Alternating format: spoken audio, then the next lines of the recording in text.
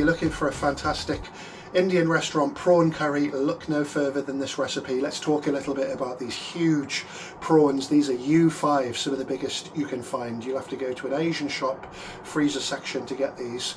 They've still got a little bit of shell on the body that we're going to get rid of. So what U5 actually means, or the numbers associated with prawn sizes, is how many of those prawns you get in a pound. So these are 5. So each one of them's just under 100 gram. And these prawns are about £17 a box. So that's the prawns almost prepared. We've taken the shell off. They still have the tail for presentation and added flavour. So anytime you've eaten prawns that have got the shell on and they haven't got a little incision, you've been eating the poo pipe. So here's the poo pipe right there. You just pull it out.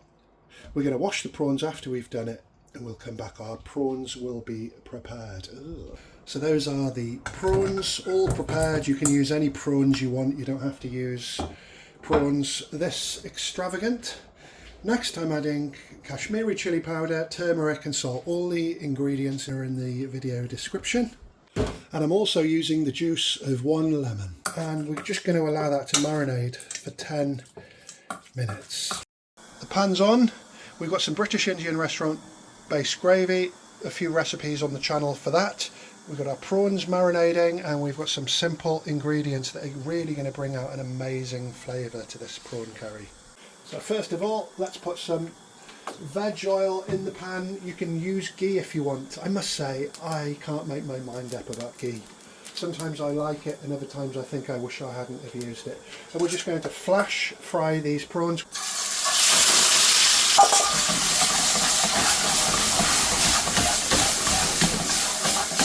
So as soon as they firm up, really, that's enough. We do not want to overcook those amazing things.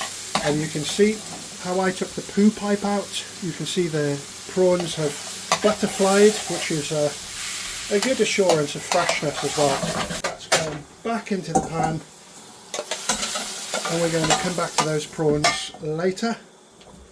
Next we can just simply add some more oil to the pan. There's no need to clean your pan every time you do something like this. So let's heat up the base gravy as well. And we're going in with some finely diced onion. Add enough oil to saute the onions. You don't want your pan to be too dry. A couple of minutes later, we've almost got the raw flavours out of the onions. We're going to add some green peppers. Really great flavour with green peppers. Give those a stir. We're going to add some ginger and garlic paste.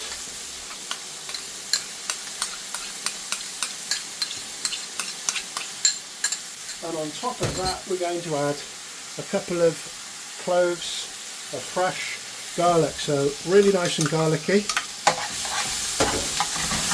And we're just going to saute these ingredients, cook the raw flavours out of the garlic and ginger paste. If things start to dry out, add a touch more oil.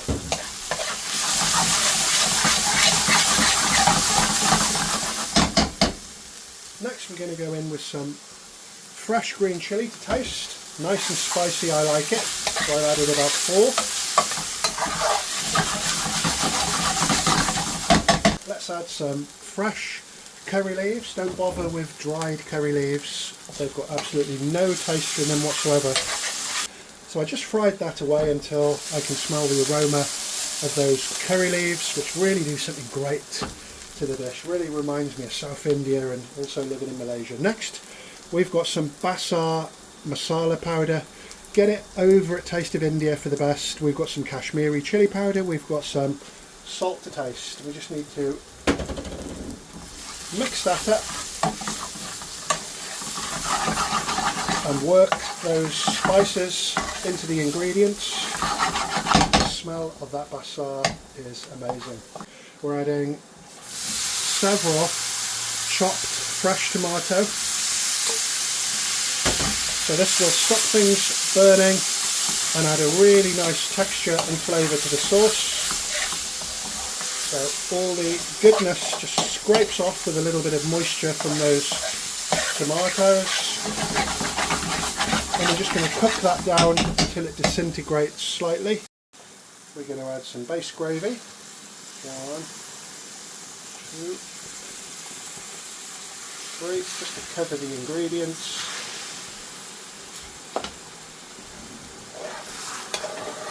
I'm just going to work that in. So if you haven't got any base gravy, not the end of the world, is it? You could see the lovely texture that we created in a nice rustic sauce before we added it.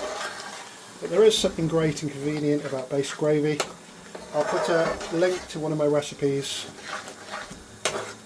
in the description of the video, and there's also a description to purchase some top quality Bassar curry powder from Taste of India, also in the description of the video. So there was no stirring while I'm letting this come to the sizzle. I need to scrape all the goodness from the sides of the pan back in. You can see the gravy's thickening up,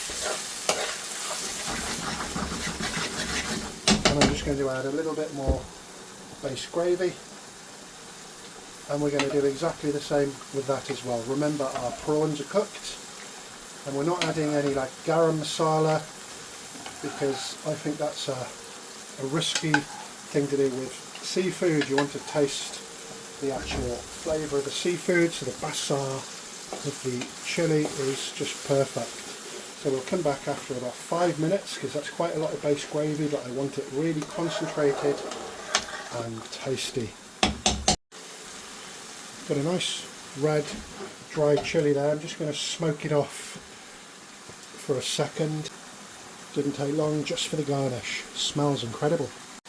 So when you see your dish bubbling right the way through pretty evenly, you know it's pretty much cooked. Now we're just going to add the prawns back and just cook for a further 1 minute.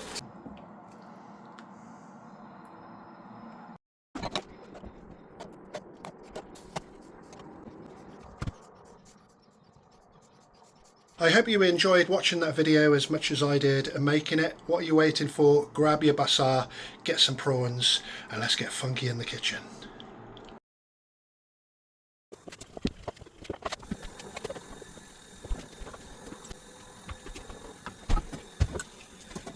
Don't forget to leave a big thumbs up, a hype, a comment hopefully, subscribe if you haven't already. I've got my chapatis, I've got my curry, I just cannot wait